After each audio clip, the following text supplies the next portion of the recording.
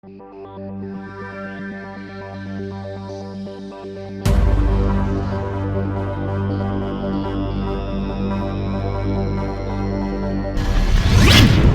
Professor Vinster, and welcome to Jurplastic World. Professor Vinster here.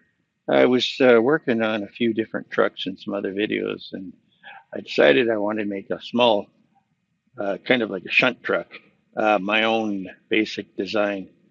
And I shortened some stuff up and made this baby. And look at the way the shocks work on this thing. It's just amazing. And the torsion bars. It's got torsion bars instead of leaf springs, which is really cool. So got the unit in the back, just like the other trucks do. I can see that. And I made some really, really cool tires for this thing. The tires are actually, the tread is just amazing. Look at those tires. That is so, so cool. This comes off as of right now. Put that over there. I put a brushless motor in this one. I can actually creep it a little better, a little more control. Didn't want to get too crazy with it because it's just for having a lot of fun with. But I also made these, I showed you in another video, I made these tires for it. So actually I could just take these off. These got the same unit. I don't know if I could show you. There it is. Yeah, that's the kind of shaft that I've got for them. So they just push on. So I'm going to use this in the ice just for fun. That's the front wheel. Really, really cool. And I just take them off and put them on. Interchange very quickly. The front tires are like the big rigs that I've done up. Same with I order the actual adjustment steering arms off of online on Amazon. They're adjustable. They're actually reasonable. I think I can't remember, 4 for like, I think it was like $15 or something like that, which is reasonable. Same with the motor. This motor I bought, I got actually 2 of them. They came in this little kit. I had a little kit around here one time to show you, but well, maybe I'll show you a little bit farther through the video. But anyway, building this truck, I ran into a little bit of a problem. And what it was is, because normally there's the double axle, what happened, I'll put this down here like this. What happened was, this here was the last axle in the back, and the other axle had a input and an output for the other universal joint. So I put that one here, and when I put the truck on the floor, the wheels were going crazy, but the truck wasn't going anywhere. And then I realized both wheels were going the opposite direction. So the truck was just sitting there going like that. It was just wild, but I couldn't figure it out. Couldn't figure out what was going on because it was on the hardwood floor. If it was on like a carpeting or on something else, I probably would have figured it out pretty quick. But then I looked at the tires; they were spinning against each other. So what I had to do was I had to redesign, and I did it all in the slicer. That's the funny thing about it. I did it in the slicer, and I did what they call in the slicer the mirror. I mirrored it, and I actually rebuilt everything to go the opposite way. And it took a bit. I had to chop some pieces in the slicer. I did it all in the slicer, and then reverse some stuff, which was really cool. And it was really satisfying to be able to actually do that.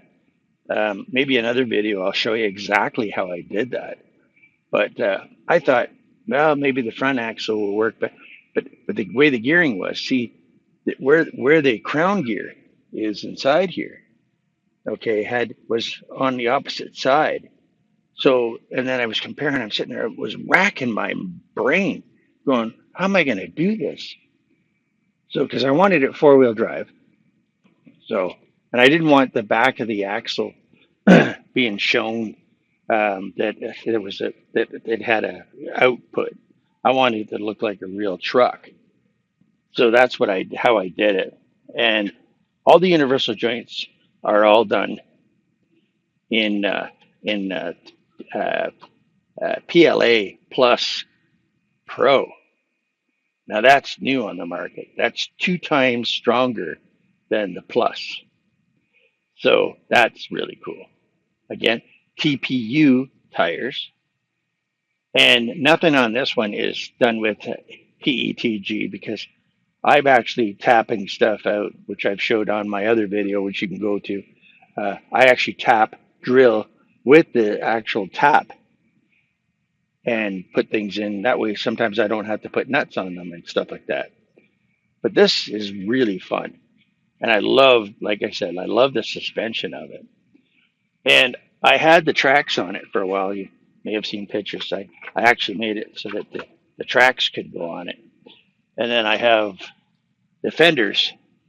So I could get the other fender. That'll show that one a little better. I can put these on over top. I'm gonna try to figure out. Oh, not very good. I got to try to figure out how to put them on so I can take them off so that I can actually put the belt or sorry the track drives on. As I want to use this too as the track drive. So I want to do that. And then the thing is here is I have this unit here that when this comes off, I put a small backing on this one. So these go on, this goes on there like that. So that'll cover up the back. And I don't know if I've got it so that I can fit this on yet. No, I don't. I've got to cut this down in size. I've got to slice this. I've got a small table saw that I've got for cutting plastic, which is really cool. I should do a video on that one day. But I can cut plastic, so that's another cool thing. And sometimes I'll cut beams and stuff like that or I'll make beams on the 3D printer, and then I'll use them. I'll cut them with the whoops, there we go. I'll cut them. There we. I'll cut them with that, and I can use them on one of the train I'm building because I do frames and I do because one of the files I got for doing the train and some of these other ones they're not always complete. And then there's always add-on stuff that you want to add on to it. So I'm going to show more in the video of what you can do, some other add-ons and stuff you can do to make this even a greater hobby. And like I mean, the 3D printer is great for everything. I mean, not so okay. If you're gonna make stuff out of steel, you're talking something different. But hobbies, man, you can think of many things. We've made slippers. So anyway, carry on here. So that's basically the truck. Now, when I was talking about accessories and stuff like that, well, on a lot of the trucks they have the Michelin, mostly on I guess it's more like the Mercedes and stuff like that. They have Michelin. So he'd actually go up here if I had the lights off. I could still grind those off if I wanted to. But this is made for that other truck that I was making for lifting cars, which I have a video up there of. So anyway, we'll take this off so it's out of our way. Put that over there. And what I was explaining to you about the axles and stuff like that, this is one that goes right through to the other side. And that was my problem is I had one of these together like that, and the drive was going the opposite way. So what I wanted was the single that only comes out the one side. But then I had to figure out how to get the differential over. So I had to mirror it. So when I mirrored it, I had to change these units here that hold the struts units. and I had to get them on the other side. So I had to do some doctoring, but I did it. So that was really cool. So now I have the file for that. So whenever I want to, I can do that. So let's like take one more peek at the truck, and you can see that the actual train.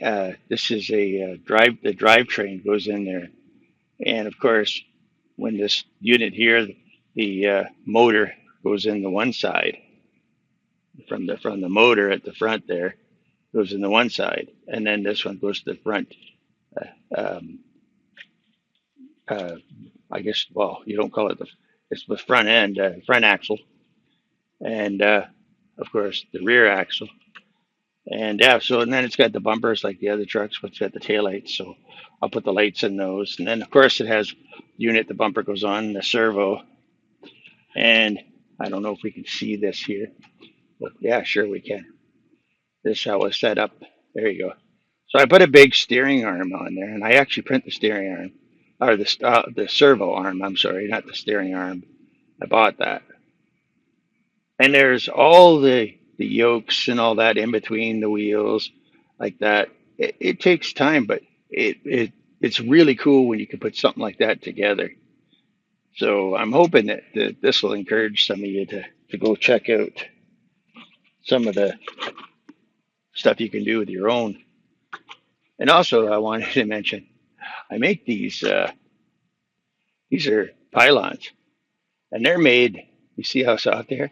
They're made out of the TPU red. So you can actually make a bunch of these and set these up, and then you could go around them or whatever you want to do. So I made a whole pile of those. So we use those actually outside in the driveway or out in the backyard. And then there's a box that you can put on one of your trucks.